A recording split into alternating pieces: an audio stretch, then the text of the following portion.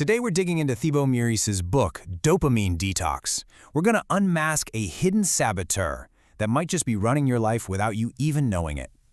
So, does this sound familiar? You sit down to get something important done, and then boom, 5 minutes later, you're just lost in some endless feed, wondering where all that time went. Well, you are definitely not alone, and it turns out it's not entirely your fault. And this image, well, it pretty much says it all. We are living in an environment that is literally engineered to grab and hold on to our attention. Every little ping, every alert, every shiny new thing is part of a massive system designed to keep us hooked, and it's often at the expense of our own goals. Okay, so let's really dive into this modern distraction problem. The book calls them the invisible chains of instant gratification, which is a perfect way to describe it. A cycle that's so hard to see and, even harder to break. And here is the absolute core of it. This constant fire hose of stimulation isn't just a small annoyance. No, it's actively hijacking our brains. It's messing with our ability to concentrate, to think deeply, and to actually work towards the things that we say matter to us.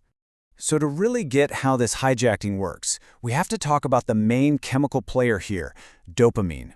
And yeah, chances are you've heard of it, but there's a huge misunderstanding about what it actually does. Okay, so this is where it gets really interesting. We almost always think of dopamine as the pleasure chemical, right? Like it's the reward we get for doing something fun.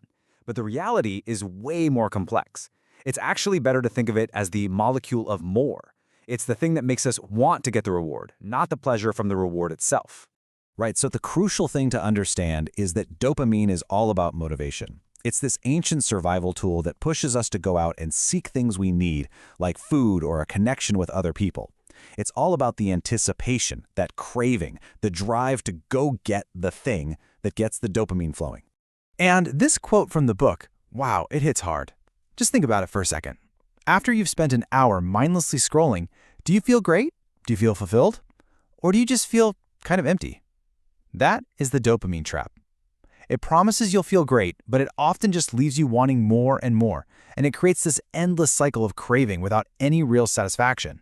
So how does this totally natural system get twisted and used against us? Well, the book makes it clear. This is not an accident. It is a feature of what it calls engineered addiction. And here they are, the usual suspects. You've got the infinite scroll on social media, the constant need to check email, those tempting buy now buttons, sugary foods. Our entire world is just filled with these triggers. And they aren't just little conveniences. They are carefully designed hooks made to give you a quick hit of that I want it feeling and keep you coming back for more. And here's the real damage.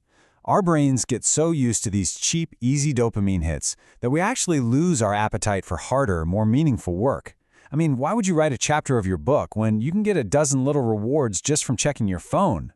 Our ability to delay gratification, to think long-term, it gets seriously worn down. But it's not just the stuff out there in the world. Our own minds actually become accomplices in this whole cycle. The book points out 4 very specific, very deceptive tricks our brain uses to keep us hooked on that sweet, sweet overstimulation. All right, let's run through these. First up, you've got the big lie. Oh, I'll just take a quick break, I can jump right back in. We totally ignore how hard it is to switch tasks. Second, the classic, I'll just do it later, a thought that literally hardwires procrastination.